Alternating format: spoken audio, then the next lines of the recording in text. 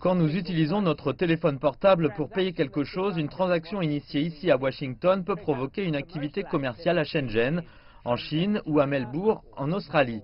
Les bénéfices sont presque instantanés. La mondialisation a été réalisée en un certain sens à la vitesse de la lumière, mais nous pouvons souffrir des conséquences si les choses tournent mal. Un crash boursier à New York se ressent à Francfort ou à Tokyo en un clin d'œil. Le G20 a été formé dans les années 90 de façon à ce que les gouverneurs de banques centrales et les ministres des Finances puissent se coordonner pour répondre aux turbulences mondiales. Le groupe comprend des nations comme le Brésil, la Chine, l'Inde, le Mexique et l'Afrique du Sud. Ils ont joué un rôle crucial de stabilisation avant et après la crise financière de 2008 qui a provoqué l'organisation de sommets de dirigeants du G20.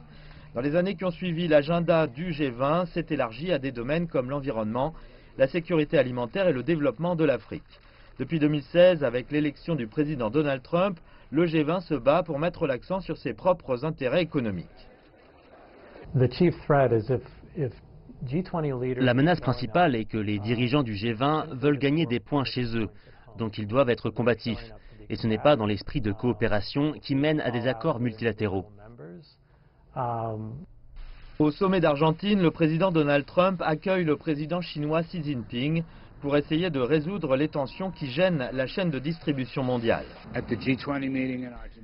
Au sommet du G20 en Argentine, il y aura des discussions entre les deux dirigeants et ils parleront de beaucoup de sujets, dont le commerce.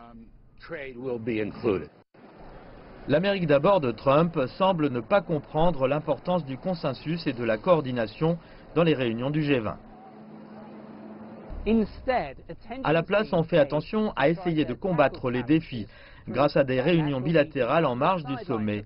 Clairement pas ce que voulait le G20.